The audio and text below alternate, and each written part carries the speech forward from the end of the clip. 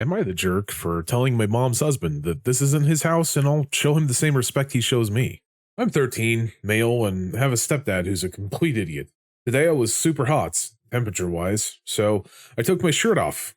My mom's husband, my stepdad, Matt, started yelling at me that it's inappropriate to have my shirt off in front of my little sister. He called me a perverted creep. I said screw off. I had my shirt off all the time before he moved in last year. He told me that as long as I live in his house, I follow his rules. Here's the thing though, my mom has told me several times that his name isn't on the lease, and he doesn't pay bills, so I told him, actually, this isn't your house, it's my mom's house, and I'll follow her rules. And she doesn't have a rule that says I can't be shirtless, so either start paying rent or shut your mouth and stop trying to dictate what I do with my body. He blew up, saying how disrespectful I am and that I can't treat my own father that way. I told him that my father is dead and I'll show him the same amount of respect as he shows me. Then I went to my room. Now that I think about it, maybe I shouldn't have said that. I'm not sure how to feel. Am I the jerk? I really don't think you're the jerk at all in this situation. Maybe tone down the attitude just a little, but otherwise, no. It's not disrespectful to have your shirt off in front of your little sister, and to say you're a perverted creep for doing so is honestly a little out of this world weird. Like, nothing you did was sexual in any way, shape, or form, and if he saw it that way, maybe he needs to get some professional help. Am I the jerk for refusing to tell my wife to stop putting notes in my lunch? Okay, so my wife is 27 and has a habit of putting notes, affirmations and such, in my lunchbox when she packs it. She's been doing it for years now. It started when I suffered from some issues surrounding employment. And I appreciate it a lot because it gives me strength and renews my energy for the rest of the day. So, anyways, my coworkers know about it and sometimes would tease me about it, calling me a fourth or fifth grader and calling my wife Granny. Just teasing. It's nothing unusual for them. It just happens at lunch where most of the guys in the department sit together.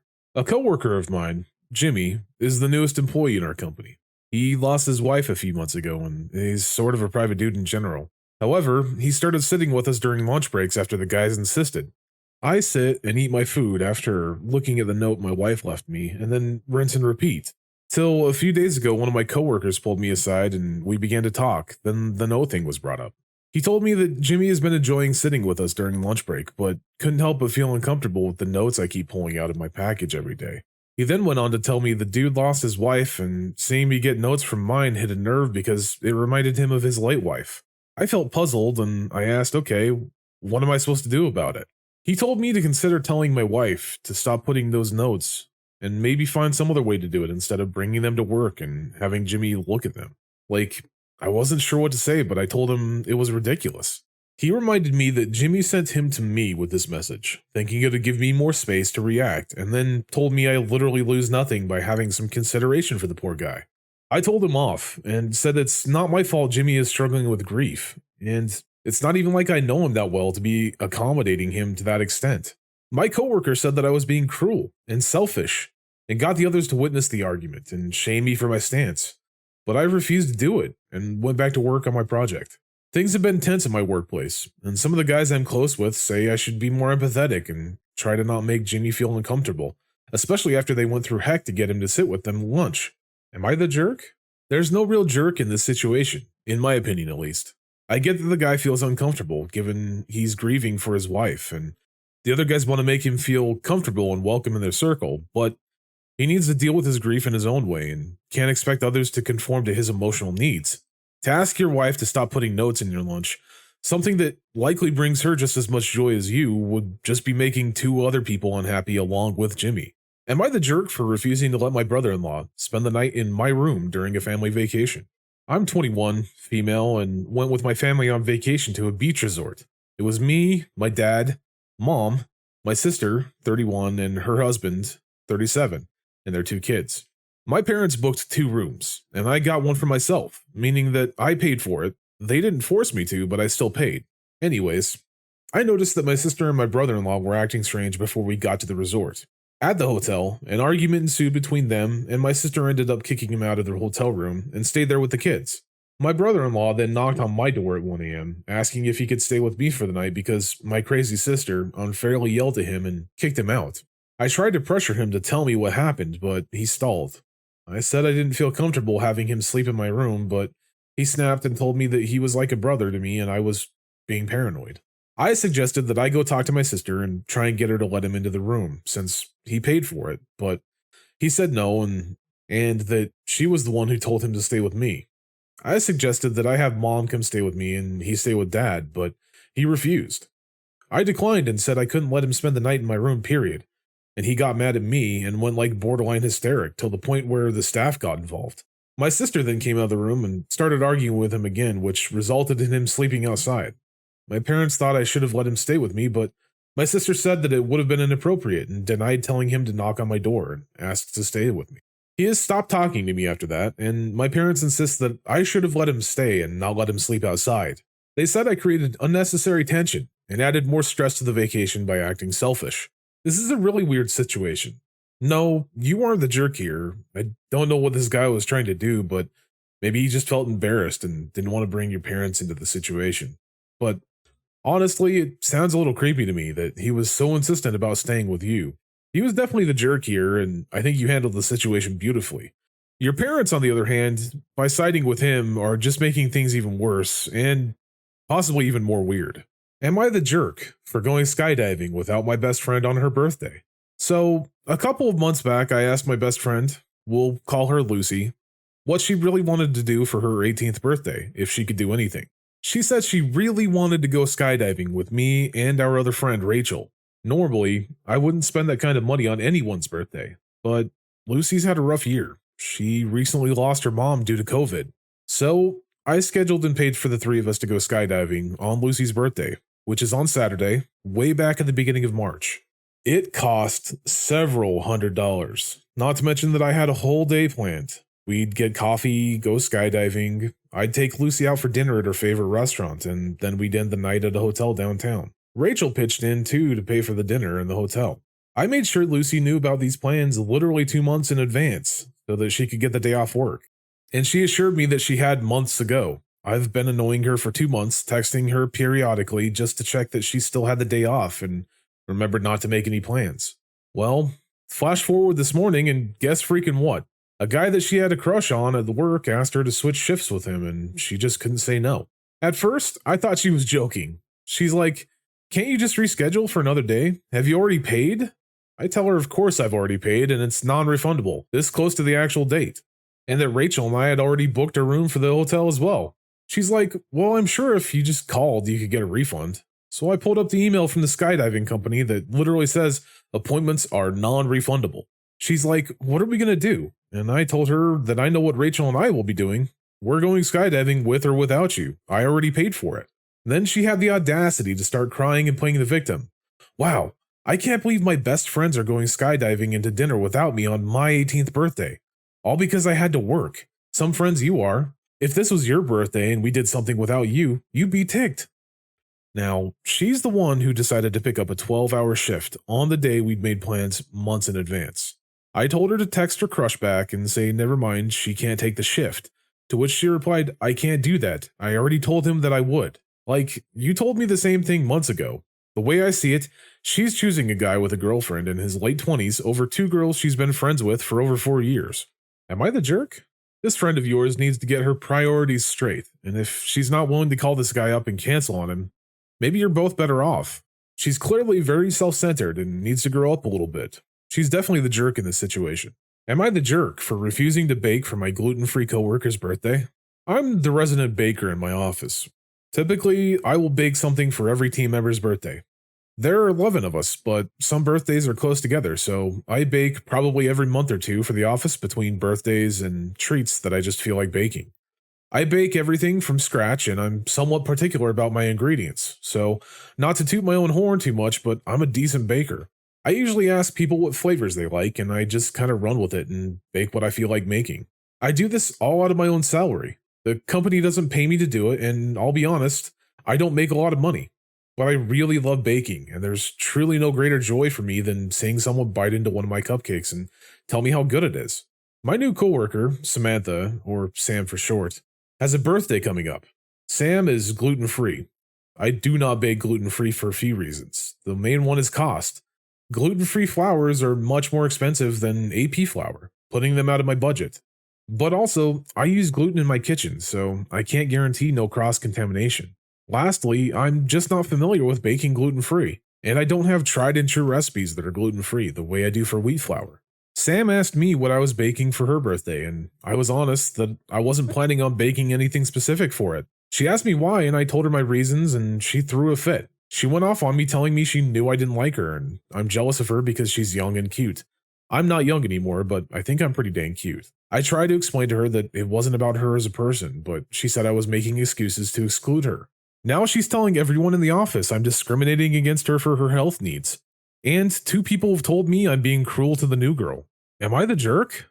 No, you're not the jerk. She can't expect you to cater to her diet and her health needs, simply on the basis that you do it for everyone else.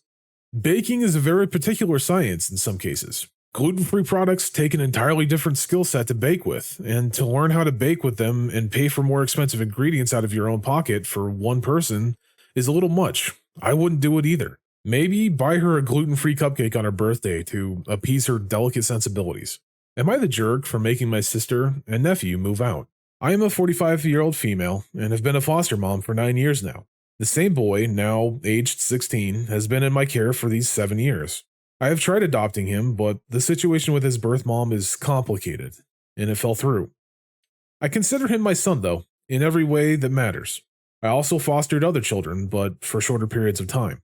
My son and I live in a 2-bedroom apartment. We each have a room, and there's a spare room, like a guest bedroom. During COVID, my sister, 37, and her son, 17, moved in with us. They have been sharing the guest bedroom, even though my sister said that the boys should share a room so that she could have her own. I refused to change my son's life like that, and since they were only supposed to be temporary guests, I saw no need. My sister hasn't been looking for a job or anything. She kind of expects to stay there forever, I guess. 2 weeks ago, I started fostering another child, a 15-year-old girl. It's a longer period placement, and a week ago before she came, I told my sister that she and her son will have to move out in 30 days. Also the legal requirement for tenants because of this. Sister begged me not to do this to her and said that the 3 kids can now share a room, we can both keep our own rooms, and things don't have to change. I said absolutely the F not. That's ridiculous. Then she said that at least my 2 foster kids could share a room, and she and her son could stay in the same room. I said that I'm not about to put a scared, anxious 15-year-old girl in the same room as a 16-year-old boy, because that's just crazy and unreasonable. She cried all the time for a week, begging me not to take this girl in. When this girl came, she, my 15-year-old foster kid, took my room. And I have been staying on the couch and will for another week until my sister and nephew move out. Yesterday, I came home from work and found my son upset and my foster daughter crying. I asked them what happened, and they said my sister told them that they are just foster people and she and the nephew are family. So they, sister and nephew, will stay, while they, foster kids, will have to leave. I lost it. I told my sister to have her crap packed in a week, because if she didn't disappear on day 30, I'm calling the cops and having her dragged out. She has been begging me all day to let her and her son stay for a little while longer, and just make the stepkids share a room for a while, because otherwise she's going to be homeless.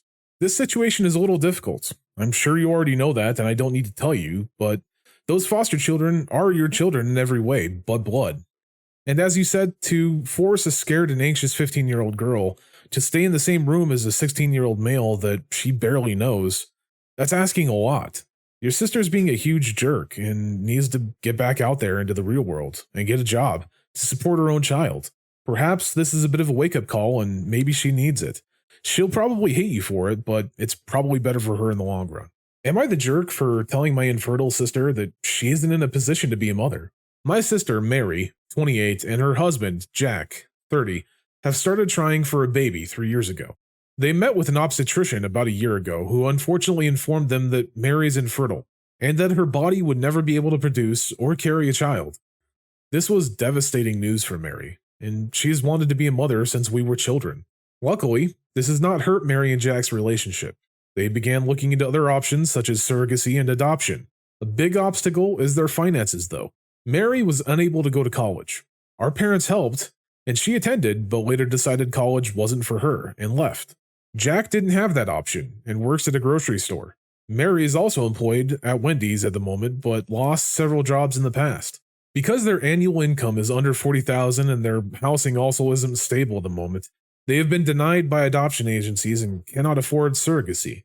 Mary and Jack recently invited me to their home and asked if I would be willing to be a surrogate. They were unable to offer financial aid for even prenatal care and hoped I'd do it as a favor. I should also explain that I'm only about 100 pounds.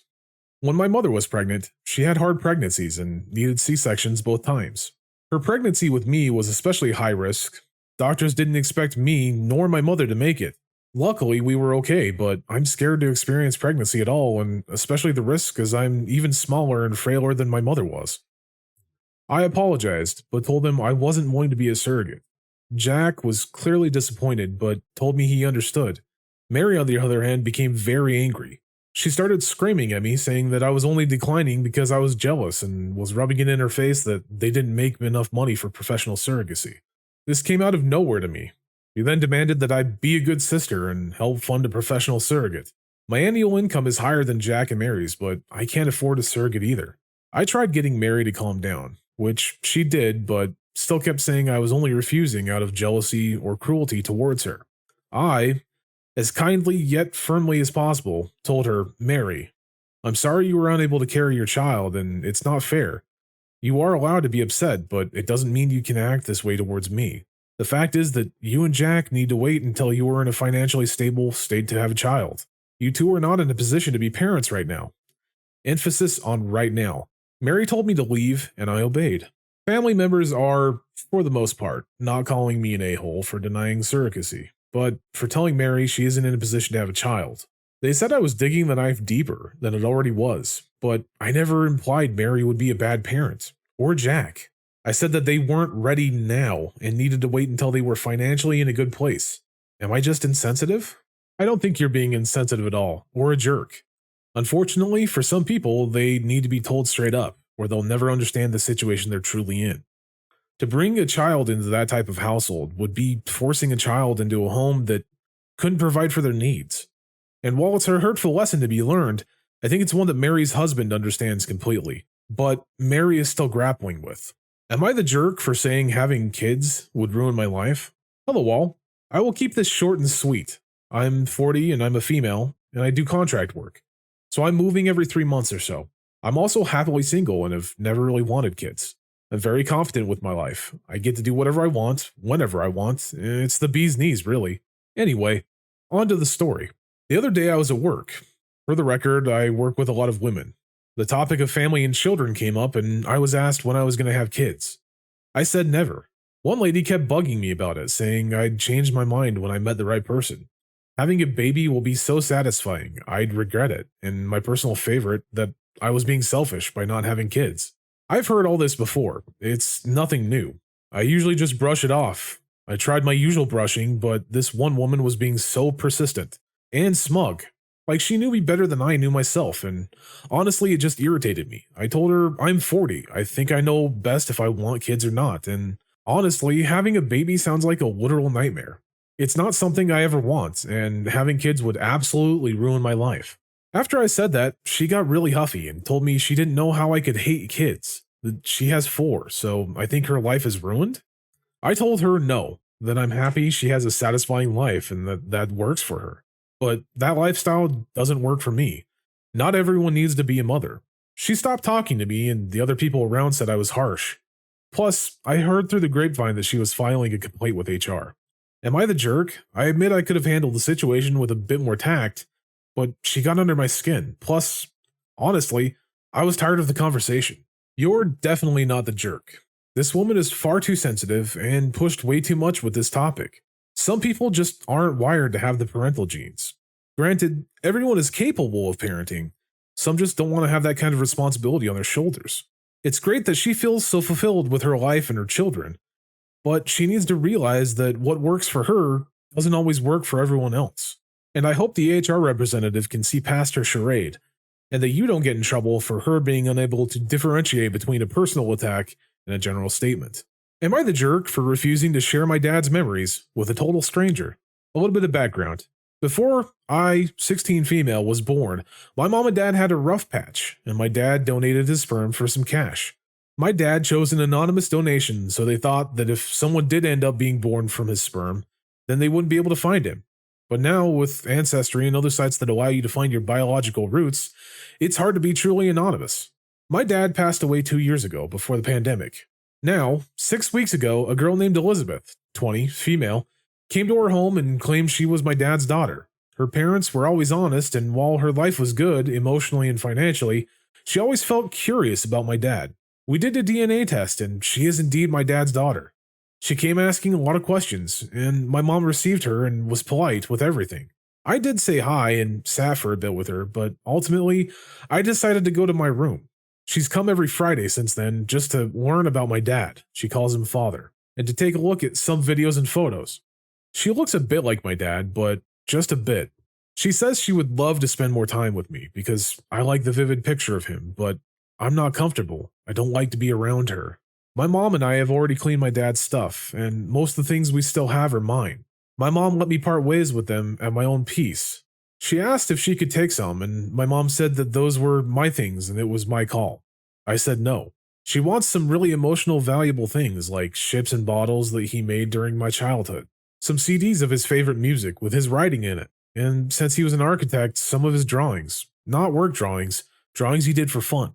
She said he was part of her too, but I said she was just a stranger and I don't feel comfortable with it. Those are my things, and I don't want to give them away. She was disappointed and said I was acting selfish, but my mom asked her to comprehend that this is all new to me and this is my stuff. So I said no, it's no. She left soon after, but texted my mom that she wants at least one of each and that I was acting like an a-hole. You're not the jerk here. She needs to understand that while she might be his biological child, she's not been in his life. Anything and everything you have of him is yours, not hers. He was your father. He was just a donor for her, however. It might sound like an a-hole thing to say, but in reality, that's the truth. Perhaps over time, you two might get closer and you might feel more comfortable sharing those memories with her, but to demand it right off the bat is a little over the top in my opinion.